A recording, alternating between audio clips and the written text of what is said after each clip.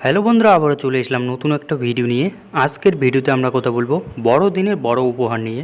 অবশেষে ডিএ বৃদ্ধি সরকারের কর্মীদের 1 জানুয়ারি থেকে 10% হারে ডিএ।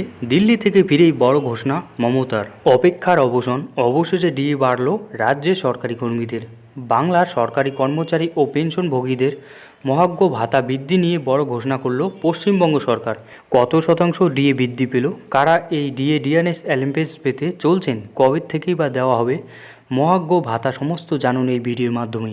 কেন্দ্র সরকার ও অন্যান্য রাজ্য সরকারগুলি সমান হারে বঙ্গে সরকারি চাকরিজীবীদের ডিএর দাবি বহুদিন ধরেই আন্দোলন করছে সংগ্রহ যৌথ মঞ্চের সদস্যরা।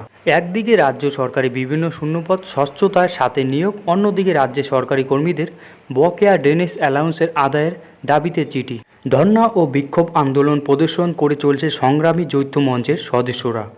সম্প্রতি দিল্লি সফরে কেন্দ্র রাজ্য বৈঠকে গিয়েছেন মুখ্যমন্ত্রী মমতা বন্দ্যোপাধ্যায়। সেখানে প্রধানমন্ত্রী নরেন্দ্র মোদীর সঙ্গে দীর্ঘক্ষণের বৈঠকে পর্ব সারের মুখ্যমন্ত্রী। মোদীজির সাথে আলোচনা পর্বে বকেয়া 100 দিনের কাজের টাকা, জিএসটি রাজ্যের প্রাপ্য অংশের টাকা, আবাস যোজনা নিয়ে একাধিক পর্ব আলোচনা চলে। এরপর রাজধানী থেকে ফিরেই বোমা ফাটালো তৃণমূল সুপ্রিমো মমতা বন্দ্যোপাধ্যায়। বড়দিনে রাজ্যবাসীর বড় উপহার দিল রাজ্য সরকার। বহু প্রতীক্ষার পর একেবারে রাজ্যের সরকারি কর্মীদের ডিএ বাড়ালো রাজ্য সরকার। পূর্বে ষষ্ঠ বেতন কমিশন আওতায় 6% ডিএ পাচ্ছিলেন রাজ্যের সরকারি কর্মীরা। এবার এক ধাক্কায় 4% ডিএ বাড়িয়ে দিলেন মুখ্যমন্ত্রী। ফলত স্বাভাবিকভাবেই বেতন বৃদ্ধি পাবে সরকারি আমলাদের। মহার্ঘ ভাতা বাড়ালো রাজ্যের শিক্ষক, অশিক্ষক, কর্মী, সরকারি কর্মচারী এবং পেনশনভোগীদের।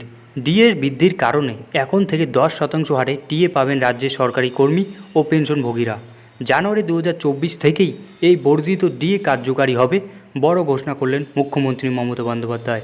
এদিন কলকাতার পার্ক স্ট্রিটে 10 দিনব্যাপী স্কিম মাস উৎসবের অনুষ্ঠান উদ্ধৃত করলে এসে মাননীয় বলেন, ডিএ কিন্তু বাধ্যতামূলক নয়। এটাই ঐচ্ছিক। মুখ্যমন্ত্রীর ঘোষণার খুব বেশি খুশি নন ডিএ আন্দোলন কর্মীরা। তাদের দাবি, মুখ্যমন্ত্রীর কথা মনে হচ্ছে ডিএ বাড়িয়ে উনি আমাদের দান করলেন। সংগ্রামী যৌথ মঞ্চের সদস্যরা জানিয়েছেন, এর ফলে কেন্দ্রের সাথে রাজ্যের ডিএ এর যে 36% ফারাক রয়ে গেল তা আদায়ের জন্য তাদের আন্দোলন চলতেই থাকবে। ডিএ বৃদ্ধি সংক্রান্ত সমস্ত পূর্ণাঙ্গ আপডেট পেতে আমাদের চ্যানেলটি সাবস্ক্রাইব করতে ভুলবেন না। তো দেখা হচ্ছে আরেকটি নতুন ইন্টারেস্টিং ভিডিওর সাথে।